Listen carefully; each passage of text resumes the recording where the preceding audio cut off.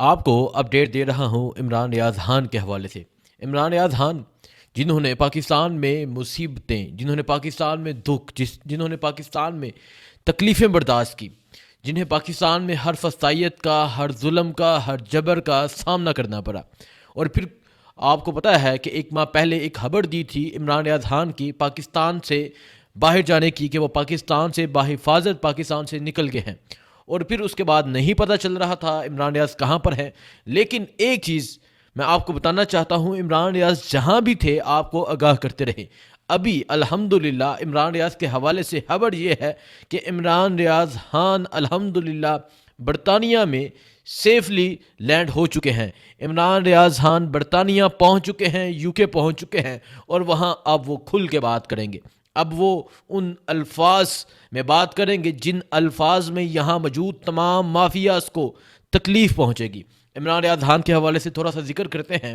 Regime change کے بعد جو ان کا کردار رہا، رجیم چینج کے بعد جس طرح ہر پاکستانی کا کہیں نہ کہیں کسی نہ کسی طرح کچھ کردار نظر آیا، اسی میں عمران ریاض خان ہے کہ پاکستان کی عوام رجیم چینج کے بعد جن ناموں کو دیکھنے لگی، جن ناموں کو سننے لگی، ان میں عمران ریاض خان کا ایک نام ہے۔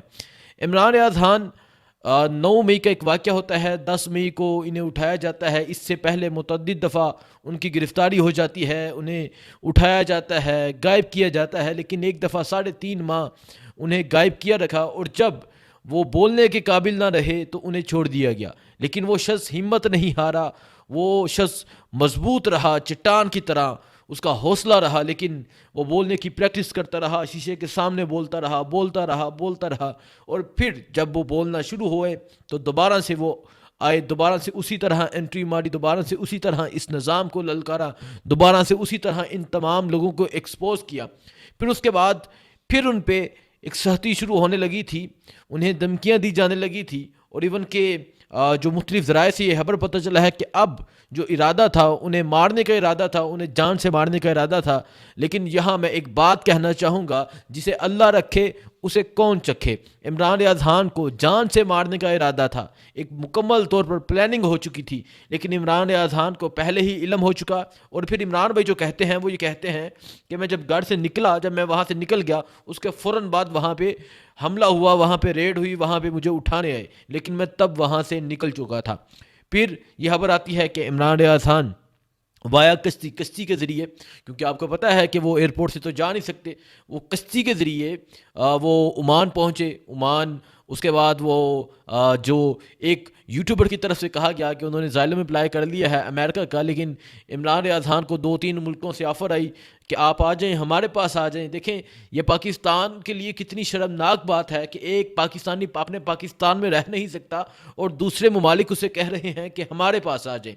تو عمران ریاض خان آج ابھی اس ٹائم رات کے اس وقت ابھی الحمدللہ عمران ریاض خان یو کے پہنچ چکے ہیں، یو کے لینڈ ہو چکے ہیں، لندن پہنچ چکے ہیں۔ اب وہاں جا کے وہ ولاگ بھی کریں گے، وہاں کے لوگوں سے ملاقاتیں ہوں گی، اور جہاں نواز شریف وہاں جاتا ہے عمران ریاض خان اس کو ذلیل کرنے بھی جائیں گے، وہ تمام فلیٹس بھی دکھائیں گے۔ عمران ریاض خان کے حوالے سے اگر میں بات کروں تو میں یہ سمجھتا ہوں اس رجیم چینج کے بعد ایک جو قربانی ہے، جو سب سے بڑی قربانی ہے صحافتی لوگوں میں، وہ ارشد شریف شہید کی ہے۔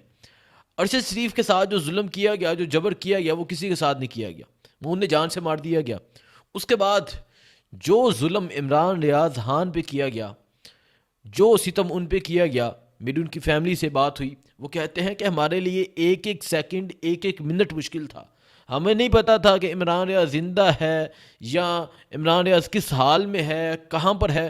اور ابھی 2 دن پہلے بھی میری عمران بھائی سے بات ہوئی تو عمران بھائی مجھے بتا رہے تھے، عمران ریاض بتا رہے تھے کس طرح جیل میں انہیں رکھا گیا، اور پھر داڑھی جب ان کی داڑھی بڑھ چکی تھی، جب انہیں چھوڑے جانے لگا تھا، تو انہوں نے کہا کہ ہم آپ کو چھوڑ دیتے ہیں لیکن آپ یہ داڑھی کٹوائیں۔ تو انہوں نے کہا کہ اگر آپ نے میری داڑھی زبردستی کاٹنے کی کوشش کی تو میرے منہ پہ کٹ لگ جائیں گے، میں داڑھی نہیں کاٹنے دوں گا۔ اس کے بعد عمران بھائی، عمران ریاض سامنے آتے ہیں۔ عمران ریاض خان نے سامنے آ کر بھی بہت سی آفرز کے باوجود، عمران ریاض خان نے بہت سے ان کے نتائج دیکھنے کے باوجود، عمران ریاض خان نے بہت سی مصیبتیں برداشت کرنے کے باوجود، وہ شخص ہار نہیں مانا، وہ شخص کمزور نہیں ہوا، وہ شخص ڈٹا رہا۔ میں یہ سمجھتا ہوں کہ آج جو ان کا یہ فیصلہ ہے پاکستان سے باہر جانے کا، یہ بہت ہی اچھا فیصلہ ہے، اور مجھے اس فیصلے پہ بہت خوشی ہے، کیونکہ جو ان کے ساتھ ہوا وہ کبھی بھی کسی پاکستانی صحافی کے ساتھ نہیں ہوا. جو ظلم، جو ستم ان پہ ہوا، شاید وہ کبھی کسی کے ساتھ کبھی ہوا ہی نہیں. میں شاید والی بات نہیں ہے. تو عمران ریاض کا یہ جو فیصلہ ہے پاکستان چھوڑ کر جانا، لیکن آپ یہ بات یاد رکھیں، ایک انسان جو اس مٹی میں پیدا ہوا، جو یہاں پلا بڑھا، جس کی جوانی یہاں گزری، جو صحافتی کیریئر کا آغاز یہاں ہوا، اس کے لیے اس مٹی کو چھوڑنا بہت ہی مشکل بات ہے. اس نے اس مٹی کو کس طرح چھوڑا ہے، کس حال میں چھوڑا ہے، مطلب دل پہ کیا پتھر رکھ کے چھوڑا ہے، یہ وہی انسان جانتا ہے. لیکن میں یہ سمجھتا ہوں یہ جو فیصلہ کیا ہے عمران ریاض خان نے پاکستان چھوڑنے کا اور پاکستان سے باہر جانے کا، یہ بہت اچھا فیصلہ ہے.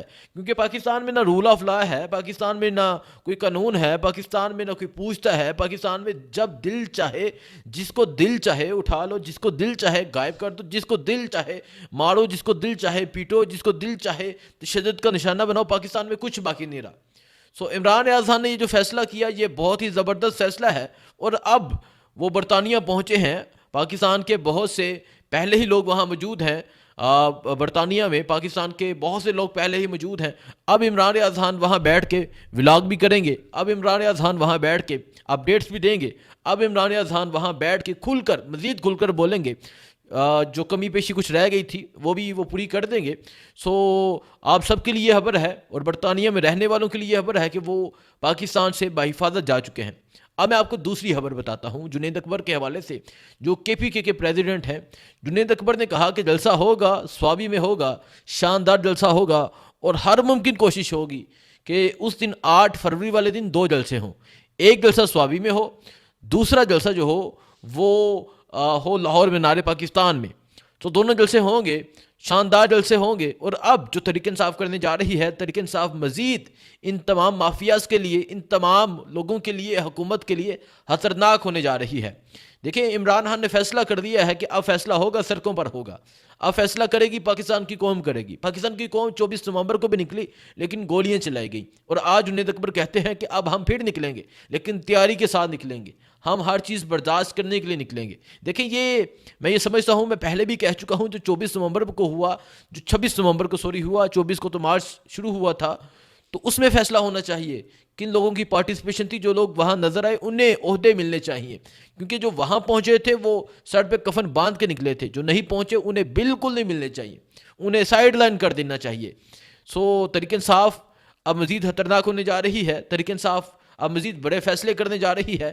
یہ فیصلے ہو سکتے ہیں کہ 8 فروری کو ان کا اعلان کر دیا جائے، 8 تاریخ کو تمام لائحہ بتا دیا جائے، اور بتا دیا جائے کہ کس طرح کرنا ہے، کیا کرنا ہے.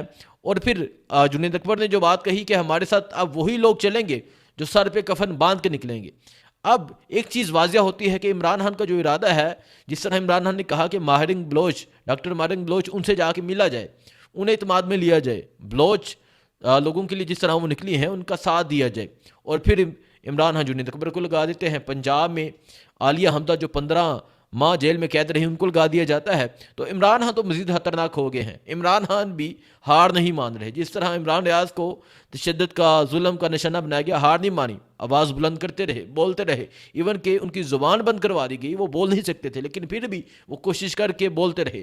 یہ تمام چیزیں ہیں جو آپ کو بتانا ضروری تھیں، اور آپ سب نے بھی کہنا ہے الحمدللہ، کیونکہ ہمارے صحافی بھائی ہیں، ہمارے استاد ہیں، محترم ہیں، قابل عزت ہیں. تو آج وہ اس پاکستان سے باہر جا چکے ہیں، برطانیہ پہنچ چکے ہیں. تو یہ بہت ہی اچھی بات ہے، بہت خوشی کی بات ہے.